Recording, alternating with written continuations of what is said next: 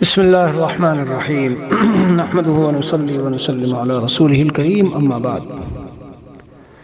اللہ تبارک و تعالیٰ نے اس دل میں جو ایک مضمون ڈالا ہے وہ ایسا مضمون ہے کہ شاید زندگی میں یاد نہیں ہے کہ کبھی بندے نے اس پر کوئی گفتگو کی ہو، لیکن بہرحال اہمیت کا حامل ہے اور ضروری ہے۔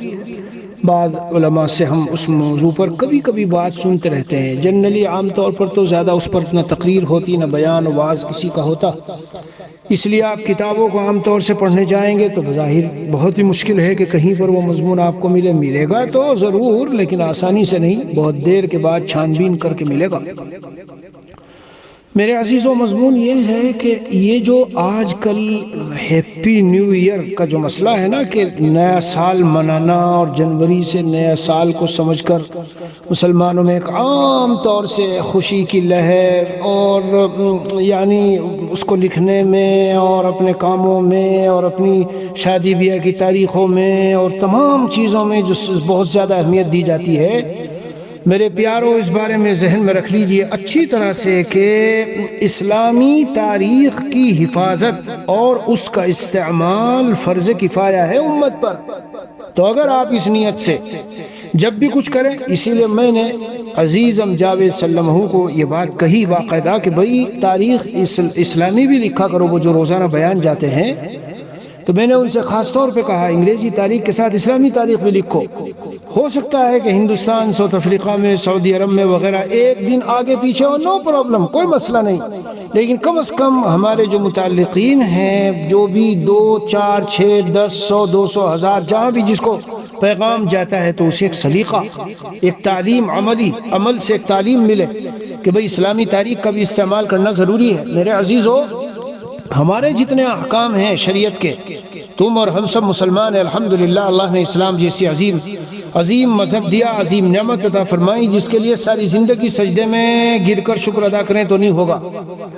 تو یہ مذہب اسلام کے کتنے سارے احکام ہیں جو چاند کی تاریخ سے متعلق ہے۔ اگر آپ چاند کی تاریخ نہ جانیں، پتہ ہی نہیں چلے گا کب رمضان آیا، کب رجب آیا، کب ذی القعدہ ذی الحجہ آیا، کب حج کرنا ہے، کب قربانی کرنی ہے، کب روزہ رکھنا ہے، کب کیا ہے، کب پتہ نہیں چلے گا آپ کو۔ قرآن کریم میں باقاعدہ مضمون بیان ہوا ہے۔ قرآن کریم میں اللہ سبحانہ وتعالی ارشاد فرماتے ہیں ان عدت الشہور عند اللہ 12 شہرا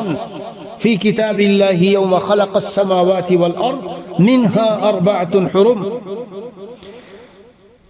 بلا شبہ یہ جو مہینے ہیں، ان کی تعداد اور گنتی اور شمار اللہ کتاب الہی یعنی احکام شرعیہ میں اللہ کے نزدیک جو معتبر ہے وہ 12 مہینے قمری۔ حضرت تھانوی نور اللہ مرقدہ نے 12 مہینے کے بیچ میں جو بریکٹ میں ہوتا ہے اس میں لکھا قمری، چاند والے علامت اور اللہ تعالیٰ کی نشانی ہے۔ تو شب و روز، چاند، سورج، زمین، آسمان، پہاڑ، دنوں کا آنا جانا، راتوں کا آنا جانا، یہ سب اللہ کی علامت اور نشانی ہے۔ تو بذات خود اس تاریخ کے استعمال میں برائی نہیں۔ اپنے موجودہ زمانے کے نظام سے چونکہ بہت زیادہ تعلق اسی تاریخ کا ہے تو اس کو استعمال کرنا گناہ نہیں، عیب نہیں، برائی نہیں، یا کوئی جرم نہیں، یا کوئی حرام و مکروہ نہیں، کرو استعمال جی اپنے ضروری مسائل کے لیے، کاموں کے لیے۔ لیکن یہ بھی یاد رکھیے کہ اس کے ساتھ ساتھ چاند کی تاریخ کا استعمال کرنا، ذہن میں رکھنا اور اس کو اپنے بچوں میں، خاندان میں، فیملی میں، شاگردوں میں، متعلقین میں رواج دینا، یہ ضروری ہے۔ یعنی یہاں تک لکھا ہوا ہے مسائل میں کہ اگر پوری امت بحیثیت امت کے مجموعی طور پر قمری حساب ترک کر کے اس کو بھلا دے تو سب گنہگار ہوں گے۔ اور اگر اس کو محفوظ رکھے، چنانچہ میں تو کبھی کبھی کہا کرتا ہوں کہ یہ مدارس جو ہیں ہمارے، اس کے یعنی فائدے اور دین کی حفاظت کی جو شکلیں ہیں وہ تو بہت ساری ہے، اسی لیے ہم اسلام کا قلعہ کہتے ہیں میرے پیاروں۔ لیکن یہ بھی ایک عظیم الشان فائدہ ہے کیا کہ چاند کی تاریخوں کا استعمال۔ ہمارے یہاں عام طور پر جو مدارس کا شروع ہوتے ہیں تو وہ جنوری سے شروع نہیں ہوتے، جی ہاں، اور نظام بھی جو شروع ہوتا ہے اور تاریخیں بھی جو استعمال ہوتی ہے اور رجسٹروں میں بھی جو کچھ ترتیب ہوتی ہے اور تنخواہیں وغیرہ دینے کا بھی جو نظام ہوتا ہے، 90-95% مدارس میں ہو سکتا ہے اس سے مختلف بھی ہو، لیکن چاند کی تاریخوں سے رہتا ہے۔ تو چاند کی تاریخ کا استعمال کرنا اپنی جگہ عبادت، اور ہمارا مہینہ شروع ہوتا ہے محرم سے میرے عزیزو، اس سے نہیں شروع ہوتا جنوری سے۔ دنیا میں آج کے دن یہ جو ابھی جنوری شروع ہوئی تو ایسی دھوم دھمال کے راتوں کو نیند آنا مشکل ہو جاتا ہے۔ اس کے منانے کا انداز ہی آپ سمجھ لو کہ یہ کس قدر جاہلیت والی اور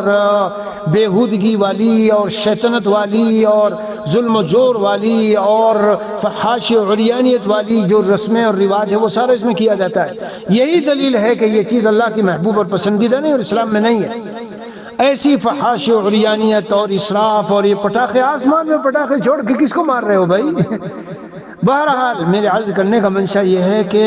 اپنی اسلامی تاریخ کا استعمال بھی ہونا چاہیے۔ قرآن سے پتہ چل رہا ہے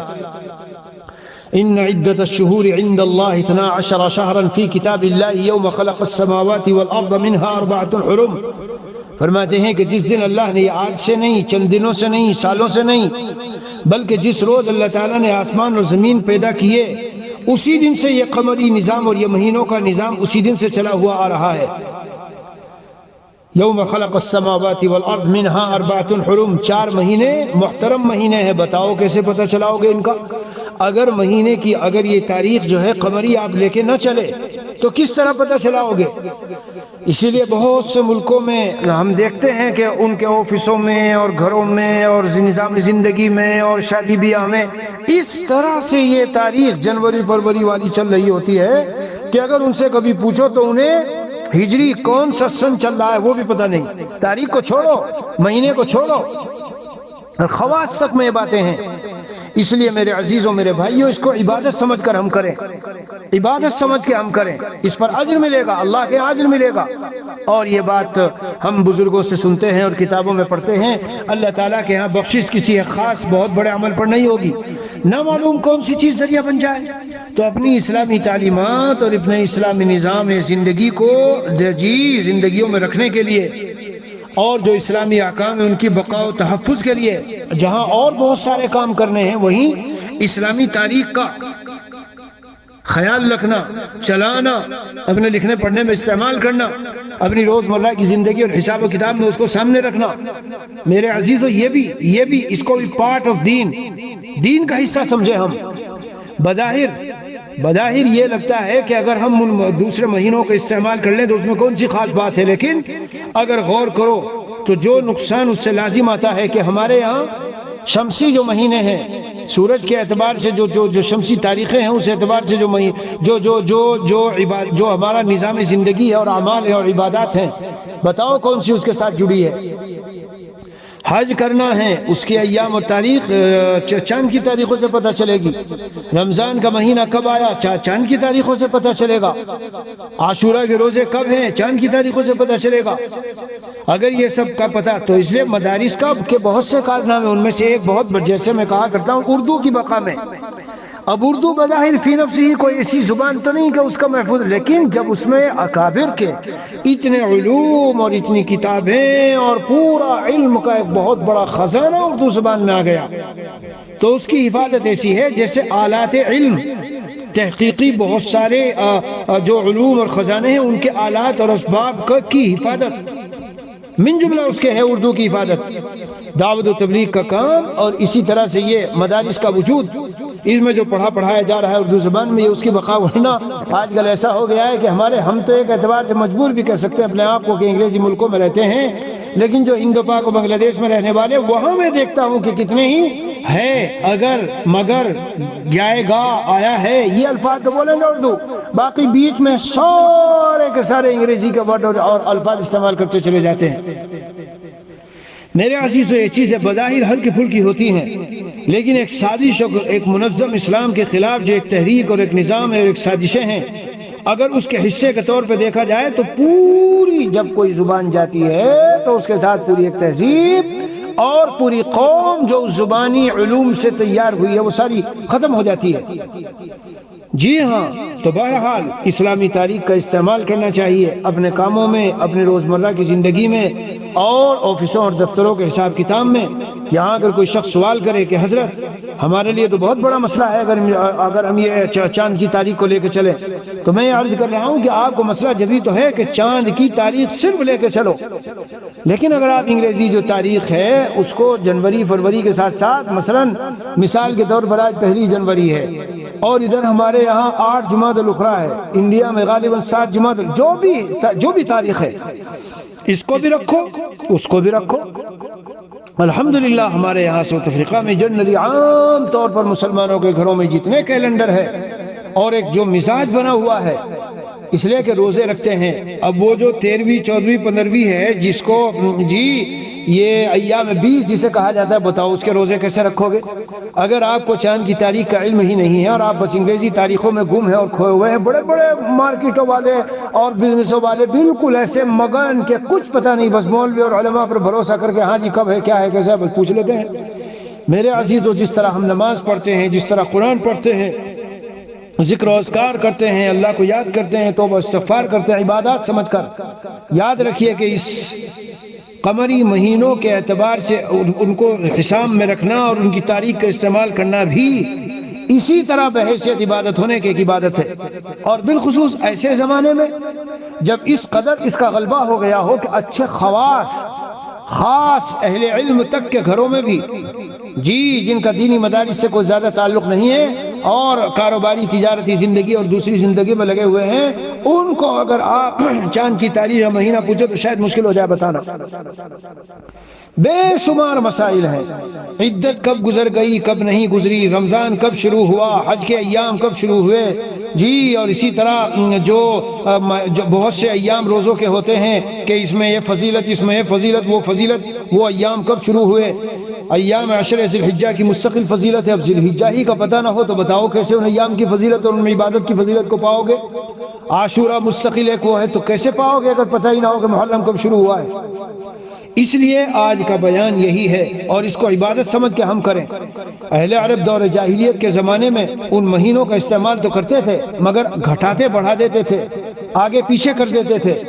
نبی اکرم صلی اللہ علیہ وسلم نے جب حج فرمایا تو اس دن باقاعدہ یہ اعلان فرمایا تھا، کیا اعلان فرمایا؟ ان الزمان قد استدار كهيئته يوم خلق الله السماوات والارض، یعنی وہ ذی الحجہ ہی کا مہینہ اصلاً جاہلیت والوں نے تو الٹ پلٹ سب کر رکھا تھا۔ جب چاہتے تھے کہ ان کو جنگ و جدال کرنا ہے، لڑائیاں لڑنی ہیں، تو وہ اشہر حرم میں لڑنا نہیں چاہتے تھے، تو وہ کہتے تھے 4 مہینوں میں ہم نہیں لڑیں گے، لیکن وہ سال میں 4 مہینے کب ہے؟ اپنی منشا سے مرضی سے جب چاہے بنا لیے۔ لیکن نبی اکرم صلی اللہ تعالی علیہ وسلم کی معجزانہ جو علوم آپ کو دیے گئے اور جو ادائیں دی گئی اور جو چیزیں عطا ہوئی، ان میں سے ایک یہ بھی ہے، ان الزمان قد استدار كهيئته يوم خلق الله السماوات والارض۔ 10 ہجری میں جب نبی اکرم صلی اللہ علیہ وسلم حجۃ الوداع کے لیے تشریف لے گئے تو اللہ تعالیٰ کی طرف سے قدرتی طور پر ایسا نظام بن گیا کہ مہینہ اصلی ذی الحجہ کا تھا۔ یعنی کمال کی بات یہ ہے کہ اہل جاہلیت کے حساب میں بھی وہ ذی الحجہ ہی قرار پایا۔ تو آپ صلی اللہ علیہ وسلم نے اعلان فرمایا کہ اے لوگوں، زمانہ پھرا کر پھر اپنی اسی حد پر آ گیا جس پر اس کو اللہ تعالیٰ نے زمین و آسمان کی پیدائش کے وقت میں رکھا تھا، یعنی جو مہینہ اصلی ذی الحجہ کا تھا، جاہلیت والوں کے نزدیک بھی اس سال وہی مہینہ ذی الحجہ کا قرار پایا۔ تو اس لیے میرے عزیزو، عشر ذی الحجہ کا معاملہ جس میں احکام حج متعلق ہے، عشر محرم کے روزے اور ختم سال پر زکوٰۃ وغیرہ کے مسائل، اور پھر اسی طرح جیسے میں نے کہا کہ ان ایام میں جو ذی الحجہ کے ایام میں عبادت کرنا وغیرہ، یہ ساری چیزیں اسی کے ساتھ جڑی ہوئی ہے۔ اس لیے جتنے احباب یہ باتیں سن رہے ہوں خود بھی سنیں اور دوسروں تک پہنچائیں اور اس کو معمولی نہ سمجھیں۔